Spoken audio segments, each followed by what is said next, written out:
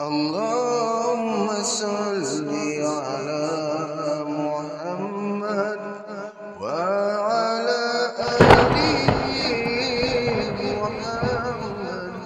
Allahumma salli ala Muhammad wa ala ali Muhammad.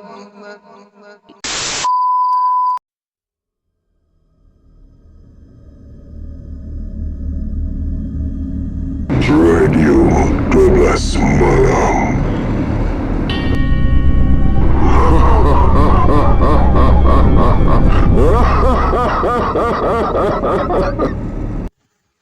Assalamualaikum warahmatullahi wabarakatuh. Salam sejahtera diucapkan. Terima kasih hadir lagi ke dalam radio channel 12 Malam bersama dengan saya Angah. Baik, semoga pada para pendengar semua dimurahkan rezeki, dipermudahkan urusan segalanya, insya-Allah dipanjangkan umur. Baik, kita tak nak mengoceh terlalu panjang, kita akan teruskan dengan episod yang seterusnya, iaitu episod yang ke-58 yang bertajuk Ilmu Papan Sekeping. Sudah 2 jam saya duduk di pangkal pokok kekabu di tepi sungai. Tak ada seekor pun ikan yang mahu menjamah umpan di mata pancing. Banyak ikan yang kau dapat. Saya segera menoleh ke kanan. Oh, ni samad perang. Banyak ikan yang kau dapat. Saya segera menoleh ke kanan. Samad perang tercegat di situ dengan sepasang matanya yang merenung tajam ke arah saya. Batang pancing saya cacatkan pula ke tanah. Tak ada ikan yang mahu makan umpan pancing. Bila yang pakcik datang dari Kuala Lumpur ni? Dah 2 hari malam.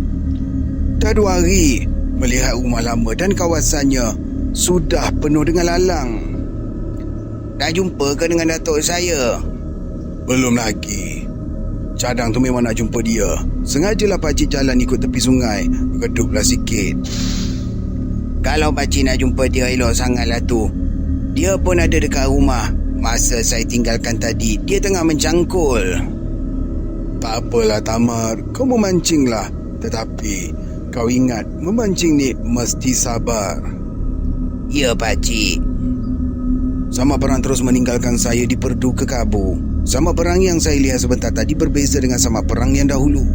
Mukanya kelihatan bersih dan badannya gemuk. Kulit mukanya kelihatan kemerah-merahan.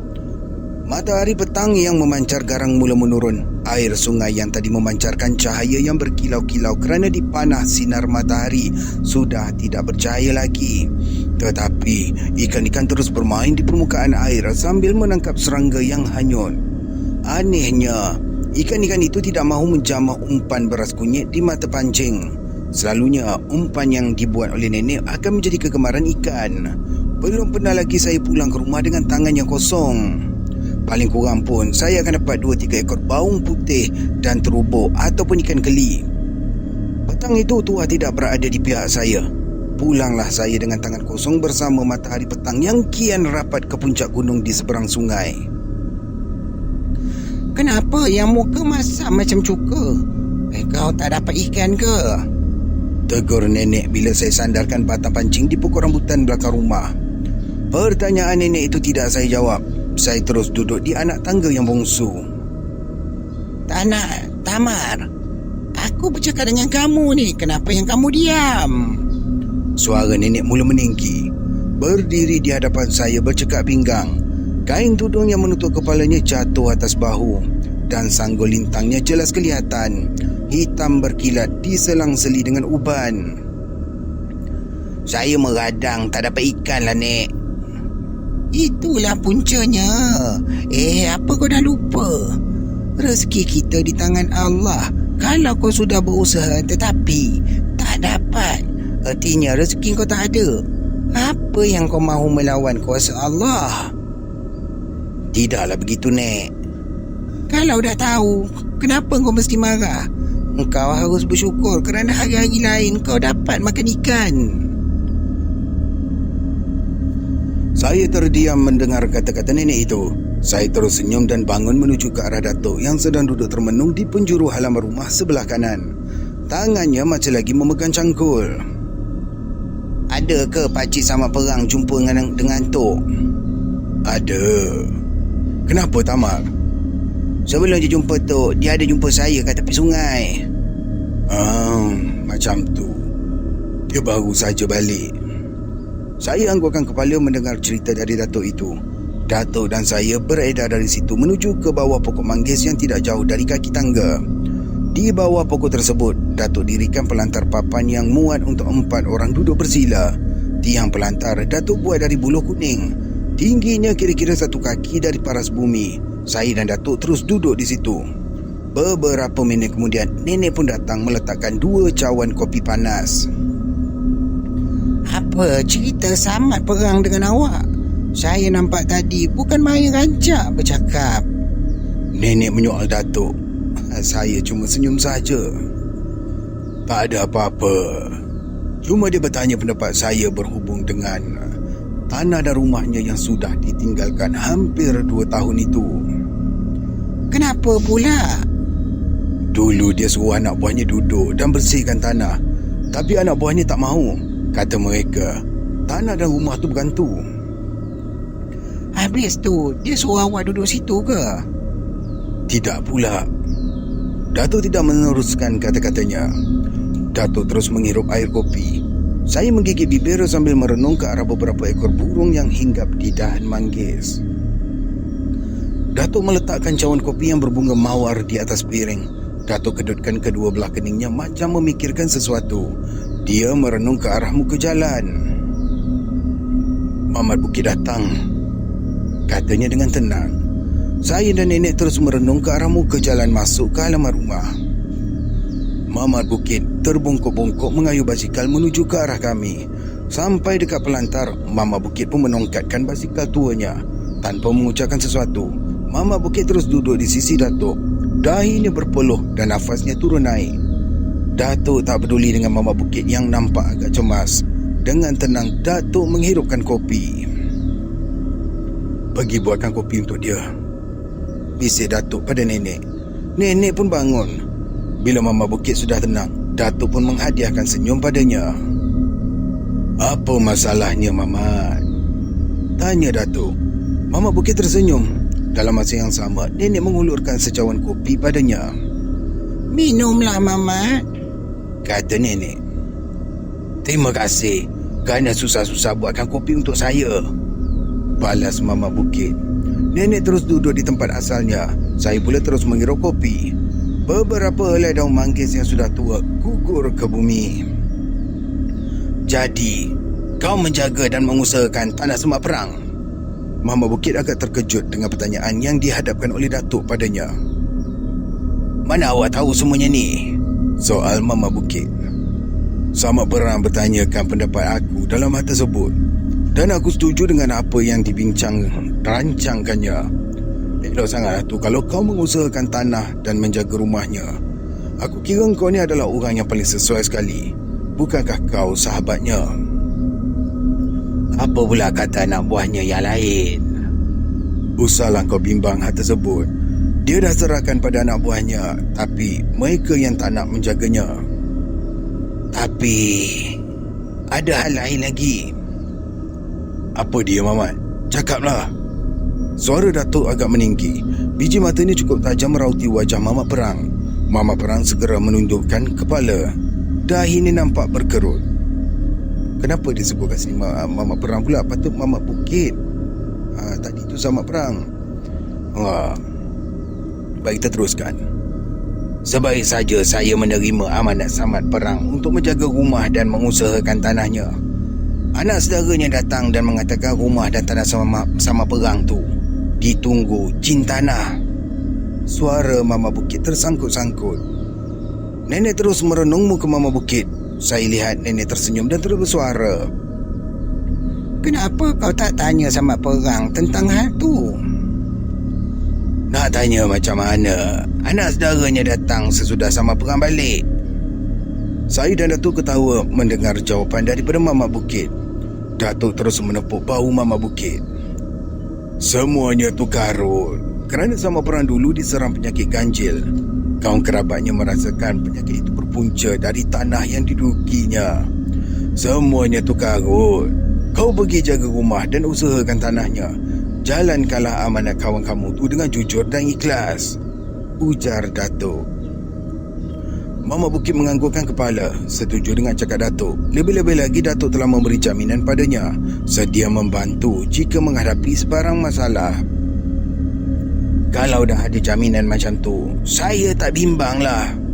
Suara Mama Bukit merendah. Di bibirnya terpamer senyum. Dia pun menghirup kopi yang tersedia di hadapannya. Kemudian Mama Bukit minta diri untuk pulang. Apa yang mahu awak tahu? Sekarang sudah jelas. Datuk renung muka nenek. Saya lihat nenek tersenyum lalu mengambil cawan yang kosong. Beberapa minit kemudian, saya dan Datuk pun beredar dari pelantar di bawah pokok manggis. Senja pun merangkak tiba. Suasana beransur menjadi samar-samar. Beduk di surau pun dipalu orang dan diikuti dengan suara azan maghrib. Saya tidur kembali setelah menunaikan solat subuh. Bila saya terjaga dari tidur untuk kali yang kedua, saya lihat jam bulat yang terletak atas meja di ujung kepala dah pun menunjuk jam 8 pagi. Saya terus melakukan senaman seperti yang diajarkan oleh Datuk. Senaman yang dilakukan selama 10 minit itu mengeluarkan peluh di seluruh badan. Saya biarkan peluh badan kering dengan sendirinya. Saya ingat lagi dengan pesan Datuk yang mengatakan, bila badan berpeluh kerana bersenam, jangan terus mandi, jangan kesat peluh dengan tuala. Biarkan saja peluh itu keluar dan kering dengan sendirinya. Bila dikesat dengan tuala, mungkin liang-liang bulu roma tersumbat oleh daki peluh. Akibatnya, boleh menimbulkan rasa sakit-sakit dalam badan. Bila peluh sudah kering, saya terus ke sungai. Biasanya saya akan terjun dari bibir sungai ke dalam sungai. Bibir tebing ke dalam sungai, bibir tebing dimasukkannya ni. Tetapi pagi itu kebiasaan tersebut tidak saya lakukan. Apa yang saya lakukan ialah mengenakan kedua belah telapak kaki saya dengan air di permukaan sungai. Sedikit demi sedikit saya pun merandu air sungai itu. Mula-mula kedua belah buku lali saya ini terkena dengan air. Selepas itu buah betis melarat hingga ke tempurung lutut. Randu lagi hinggakan air sungai paras pinggang. Kemudian barulah saya tenggelamkan badan paras leher. Akhirnya saya terus menyelam dan berenang dengan bebas. Baiklah, sekiranya anda semua sudah sampai ke minit yang ini, saya mohon jangan lupa untuk tekan button like, subscribe dan jangan lupa untuk share kepada kawan-kawan supaya tahu channel kita ini untuk segera berkembang, ya, insyaAllah. Dan jangan lupa untuk bertemu saya di Nota Khalifah. Kita jumpa di Nota Khalifah juga, ya, channel sana. Baik, kita teruskan. Semuanya yang saya lakukan itu semata-mata mematuhi petua dari Datuk. Menurutnya, bila kita mandi sebaik-baiknya, hindarkanlah menjerus air ataupun mengendakan air terus ke badan dengan mengejut. Cara itu kurang baik, boleh membuatkan pergerakan darah dalam urat terganggu. Cara yang baik, kenakanlah air dari bawah, kemudian terus membawa ke atas, iaitu kepala. Dengan berbuat demikian, perjalanan darah tidak terganggu. Tambah Datuk, jika petua itu diamalkan terus-menerus, boleh menghindarkan diri dari diserang penyakit lumpuh, kebas ataupun sakit-sakit di bahagian sendi badan. Apakah petua Datuk itu betul ataupun tidak, saya tak dapat memastikannya, tetapi petuanya tetaplah saya amalkan. Lepas saja mandi di sungai, saya terus pulang ke rumah. Sampai di rumah, saya agak terkejut sedikit. 2 orang wanita sedang duduk di pelantar di bawah pokok manggis. Saya segera menghampiri mereka. Saya lihat wanita yang memakai baju kurung merah berusia dalam lingkungan 20-an. Wanita yang memakai baju kurung putih berusia kira-kira 50-an. Cari siapa, ya? Tanya saya. Tuan rumah ni. Yang lelaki ke yang perempuan? Wanita yang berusia 50-an itu terdiam. Dia renung muka saya sejenak. Awak siapa? Secara mendadak wanita berusia 50 itu menyoal saya. Tanpa membuang masa, saya terus menerangkan hubungan diri saya dengan orang yang dicakap oleh mereka. Saya ni ada hajat besar nak jumpa dengan datuk awak, terang wanita yang memakai baju kurung putih. Saya menggigil lidah. Saya yakin yang mereka ni datang dari Kedah.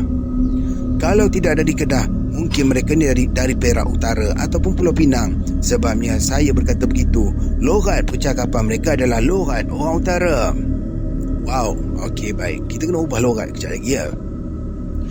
Begini saja makcik, biar saya pakai seluar dan baju dulu. Kemudian saya panggilkan datuk dan nenek saya. Kalau tak silap, mereka tu pergi ke kebun pisang. Terang saya dengan jujur. Jauh ke kebun pisangnya? Dekat aja. Makcik tunggulah. Apa aja makcik yang sebenar? Tak payahlah saya terangkan pada awak. Pergilah panggil datuk awak tu. Makcik ni datang daripada jauh ni. Tambah wanita berbaju kurung putih tanpa menyebut dari mana dia datang. Setelah mengenakan seluar dan baju, saya segera menemui datuk dan nenek di kebun pisang. Tanpa banyak cakap, mereka pun pulang. Nenek terus menjemput kedua orang perempuan itu ke dalam rumah. Macam selalu, nenek terus menghidangkan kopi pada tetamu yang tidak diundang itu. Saya ni datang dari Kulim. Menurut adik lelaki saya yang bekerja di pusat pertanian di pekan ini. Awak ni bomoh yang andal. Perempuan berbaju kurung membuka mulut di hadapan Datuk. Saya lihat Datuk tenang sahaja. Ini anak perempuan saya yang nombor 2. Dia ni ada penyakit. Sudah ramai bomoh mengatakan yang dia ni terkena buatan orang. Saya minta Tok Bomoh tolonglah tilikkan siapa yang buat anak saya ni. Tambahnya dengan wajah yang serius. Datuk segera sandarkan badan ke dinding, merenung tajam pada nenek yang duduk tidak jauh dari perempuan berbaju kurung putih itu. Saya ni bukan bomoh. Saya pun bukan dukun. Cuma adik awak saja yang mengatakan saya ni dukun. Suara Datuk agak meninggi. Tapi... Tak ada tapinya. Saya bukan bomoh. Saya bukan dukun. Datuk terus memotong cakap wanita yang berbaju kurung putih. Air mukanya segera berubah. Nenek agak terkejut dengan sikap Datuk itu. Saya tak tahu kenapa Datuk bertindak macam tu. Saya lihat kedua orang wanita itu jadi serba salah. Maafkanlah saya. Suara Datuk menurun. Dia menarik nafas panjang sambil menggaru-garu pangkal lehernya, dan wanita yang memakai baju kurung putih terus tunduk merenung ke lantai. Sepatutnya saya ni lah yang minta maaf kerana datang tak bagi tahu. Mungkin melanggar pantang. Awak tak langgar pantang.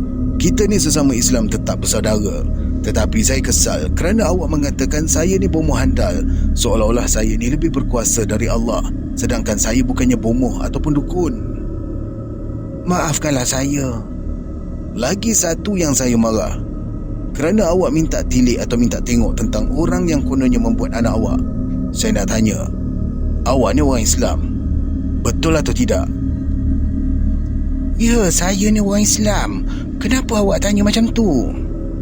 Ya, sebagai orang Islam, awak harus tahu menengok dan menilik itu perbuatan yang syirik. Kenapa kerja yang ditegah oleh agama awak lakukan? Apa awak percaya pada bomoh dan dukun daripada kuasa Allah? Wanita berbaju kurung putih itu terdiam. Kemudian dengan cara terhormat, Datuk meminta kedua orang wanita itu pulang saja ke Kulim, dan Datuk tidak mahu mendengar tentang masalah yang mereka hadapi. Bila Datuk sudah bertindak demikian, nenek segera campur tangan. Mereka ni datang dari jauh. Setidak-tidaknya awak dengarlah cerita mereka. Kenapa awak nak menaik darah tak tentu sebab ni? Kata nenek. Datuk segera bangun, berdiri di muka tingkap. Kedua belah telapak tangannya menekan bendul tingkap. Datuk merenung ke arah dedaun manggis dan rambutan yang bergoyang disentuh angin. Saya lihat kedua belah cuping telinganya seakan-akan bergerak-gerak. Datuk duduk kembali di tempat asalnya. Begini sajalah. Kerana hal ini, hal orang perempuan, eloklah awak ceritakan pada isteri saya. Minta maaf kalau saya bersikap kasar dengan awak berdua. Saya tahu sangat perangai orang perempuan. Kerja tengok-menengok atau menilik dan jumpa bomoh memang kesukaan orang perempuan. Janganlah menambahkan dosa kering dalam hidup kita. Cukup tenang, Datuk berkata-kata. Datuk bangun kembali. Dia terus menarik tangan saya. Kemana pula, Tok? Tolong aku kerja dekat kebun pisang. Orang yang datang ni macam mana pula, Tok? Biarkanlah nenek kamu yang selesaikan. Saya terpaksa patuh dengan arahan yang dikeluarkan oleh Datuk. Sampai di kebun pisang, saya terpaksa mencangkul. Bila matahari berada betul-betul di ubun kepala, barulah saya dan Datuk pulang. Setelah menunaikan solat zuhur, saya dan Datuk terus menghadapi hidangan yang disediakan oleh nenek. Waktu saya dan Datuk berehat di hancur rumah, nenek segera datang, duduk dekat dengan saya. Nenek memerhatikan gerak-geri Datuk dengan teliti. Bila dilihatnya Datuk berada dalam keadaan yang betul-betul tenang, nenek terus mengusik Datuk. Awak ni makin tua makin menarik, kata nenek. Sudahlah, jangan nak mengada-ngada. Malu dilihat cucu. Dah tua-tua nak bergurau. Balas Datuk dengan senyum yang lebar. Nenek terus ketawa panjang sambil menjeling ke arah saya. Datuk terus mengipaskan badan dengan kipas yang dibuat dari daun mengkuang rimba. Apa cerita perempuan tadi? Tanya Datuk. Nenek kenyitkan mata, memberitahu saya yang jeratnya sudah mengena. Saya dah suruh mereka datang jumpa awak lepas waktu asar. Apa halnya pula? Soal rumah tangga. Menurut ceritanya, si suami bersikap dingin pada isteri dalam setahun hanya sekali je bersama. Mana ada orang perempuan yang sanggup menghadapi masalah macam ni? Terang nenek dengan wajah yang selamba. Kemudian, nenek terus bercerita. Perempuan yang memakai baju kurung putih itu bernama Naimah. Suaminya berniaga kedai runcit. Mereka mempunyai 3 orang anak. Anak yang tua, lelaki, sudah pun bekerja. Anak yang kedua, perempuan, namanya Sariyah, yang datang bersamanya memakai baju kurung merah. Anak yang ketiga, seorang perempuan, sudah menikah dan mengikut suaminya bertugas di Arab Perlis. Suami Sariyah bertugas sebagai pegawai dalam Angkatan Tentera Laut di bahagian kejuruteraan dan ditempatkan di Butterworth. Usia Sariyah sudah 23 tahun dan mempunyai 5 orang anak yang masih kecil. Sebelum menikah dengan Zainuddin, iaitu suaminya, Sariyah bertugas sebagai guru sekolah rendah. Bila dah menikah, terus berhenti atas permintaan suaminya. Di awal perkahwinan, mereka ni cukup bahagia. Bila dah dapat anak 5, suaminya berubah sikap. Sudah tak nak tidur bersama. Bila didesak, suaminya akan mengeluarkan kata-kata yang kurang menyenangkan. Tak apalah. Bila mereka datang nanti saya tanya lagi. Pelik juga ceritanya ni, kata Datuk sambil termenung panjang. Nenek pula segera ke dapur. Memang peliklah kalau setahun sekali kan. No hai. Saya mengikut nenek. Sampai di ruang dapur, nenek meneruskan kerjanya menganyam tikar mengkuang. Saya terus belajar menganyam tikar mengkuang dari nenek. Ternyata kerja itu tidak sesuai dengan diri saya. Nenek, saya tinggalkan. Saya terus menuju ke pelantar di bawah pokok manggis, merebahkan badan di situ, dan saya terus tertidur. Saya dikejutkan oleh Datuk bila sampai waktu asar untuk solat. Seperti yang dijanjikan, selepas waktu asar, Naimah dan anaknya Sariyah itu pun datang. Mereka terus duduk di hadapan Datuk yang menunggu kedatangan mereka di anjung rumah. Dan kali ini wajah Datuk nampak gembira. Awak menikah dulu macam mana? Maksud saya, ada tak berkenalan dulu sebelum menikah? Soal Datuk pada Sariyah. Kami menikah suka sama suka. Kami berkawan sejak di bangku sekolah lagi. Awak yakin? Masa berkenalan dulu suami awak tak ada berkenalan dengan orang yang lain? Setahu saya tak ada. Hubungan awak dengan mertua dan adik serta abang ipar pula macam mana? Dengan mertua taklah begitu baik. Begitu jugalah dengan kakak dan ipar yang lain. Datuk menarik nafas panjang. Dia termenung sejenak. Wajah Naimah direnungnya sebentar. Datuk menggigit kuku di ibu jarinya 2-3 kali. Awak ada ambil tahu tak tentang anak awak ni? Maksud saya, awak dah mengajar dia memasak dan melayan suami dengan baik? Tanya Datuk pada Naimah yang sejak tadi mendengar percakapan Datuk dengan anaknya. Sudah, rumah tangga mereka elok. Tapi Naimah tidak meneruskan kata-katanya dan Datuk tidak mendesak supaya Naimah menerangkan sesuatu dengan lebih lanjut lagi. Datuk pun menghampiri nenek. Mereka berbisik sesuatu. Kerana anak awak perempuan, biarkan sajalah orang perempuan yang menyelesaikan. Isteri saya akan menguruskan hal anak awak ni, ujar Datuk pada Sariyah. Datuk memerintahkan saya memasang tirai kain. Perintah itu segera saya patuhi. Isteri saya ni pandai mengurut. Biarlah dia memeriksa diri anak awak. Sekarang pergi sebelah tirai sana, beritahu Datuk lagi. Naimah dan anaknya segera berubah tempat duduk di sebalik tirai. Kerana kain tirai itu dibuat dari kain bekas guni gandum yang tebal. Saya tak tahu apa yang berlaku di balik tirai tersebut. Datuk duduk dengan membelakangi ke arah muka pintu. Kedua belah tapak tangan Datuk menekan lantai rumah. Sekarang ni apa yang mesti saya buat? Terdengar suara nenek dari balik tirai. Jamah dan ugut perutnya dari pangkal pusat ke atas.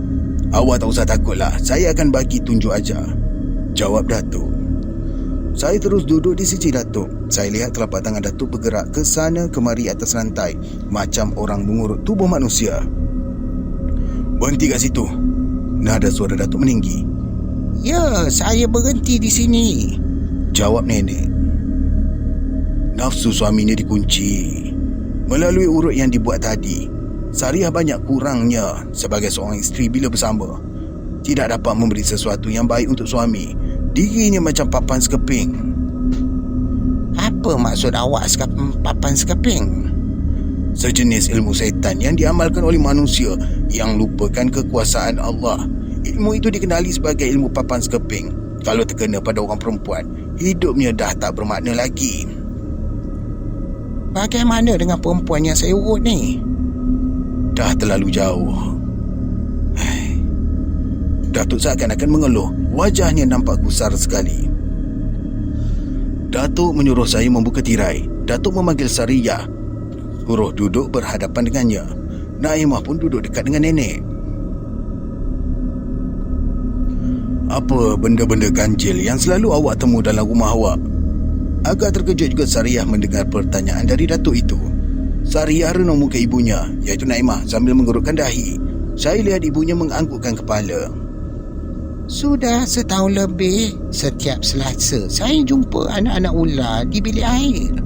Pada setiap malam Khamis ada sejenis belalang, macam belalang kunyit, masuk ke bilik tidur. Belalang tu suka hinggap di pangkal belikat saya." "Apa yang kamu buat?" "Anak-anak ular hitam tu saya jirus dengan air panas. Tapi sebanyak mana yang mati, sebanyak tu juga yang datang." "Dengan belalang?" "Saya bunuh, tapi dia datang juga." Datuk terdiam. Sepasang matanya merenung keluar menerusi pintu rumah yang terdedah. Angin terus berlegar-legar di luar rumah menyentuh dedaun pokok yang terdapat di situ. Dan angin yang masuk ke dalam rumah menyentuh wajah saya. Terasa amat nyaman sekali. Tiba-tiba suasana yang begitu tenang, macam ada orang membaling batu ke dinding. Salah satu papan dinding rumah tercabut. Bila saya mau memeriksanya, Datuk segera menahan. Kata Datuk, biarkan papan dinding itu di situ. Biar dia yang uruskan semuanya. Aneh sungguh. Tak ada manusia yang lalu lalang di sekitar kawasan rumah. Siapa pula yang membaling batu ke rumah waktu siang? Bunyinya ada, tetapinya batu tak ada. Hei, macam mana papan dinding yang dipaku kuat boleh tercabut? Semua persoalan itu menerpa dalam tempurung kepala saya. Saya akan cuba berikhtiar mengatasi nasib malang yang menimpa awak. Kalau diizinkan Allah, usaha saya akan berjaya. Tetapi, awak jangan menggantungkan harapan pada saya. Cukup lemah nada suara yang keluar dari mulut Datuk. Awak balik dulu ke tempat awak. 2 minggu lagi awak datang ke sini. Kalau tak boleh datang, bagi tahu pada saya cepat-cepat. Dengan itu mudahlah saya pergi ke tempat awak. Saya bangga mendengar kata-kata Datuk. Saya berdoa supaya Sariah janganlah datang ke rumah Datuk. Biar Datuk sendiri yang pergi ke rumahnya. Dapat juga saya berjalan. Saya datang. Suami saya tak ada di sana. Dia pergi kursus selama 3 minggu di Singapura. Semasa dia tak ada, dia izinkan saya pergi ke mana-mana untuk menghiburkan hati. Saya yakin suami awak kasihkan awak, tapi ada penghalangnya. Bolehkah awak tengok siapa penghalangnya? Ibu Sariah turut campur. Tolong jangan sampai saya membatalkan usaha ni, jawab Datuk keras. Ibu Sariah terus membisu. Datuk terus merenung muka Sariah. Saya membetulkan rambut saya yang jatuh ke dahi. Ibu Sariah tunduk merenung lantai. Nenek terus termenung panjang. Awak balik nanti, buatlah sembahyang hajat. Awak buat sendiri, jangan minta tolong pada orang lain pula. Mohon pada Allah supaya bencana yang ada segera hilang dari awak. Baiklah, Sariah memberikan janji. Sebelum mereka pulang, Datuk membekalkan 2 buku lengkuas dan 2 buku kunyit pada Sariah. Lengkuas ni potong 4 dan letakkan pada 4 penjuru dalam bilik air awak.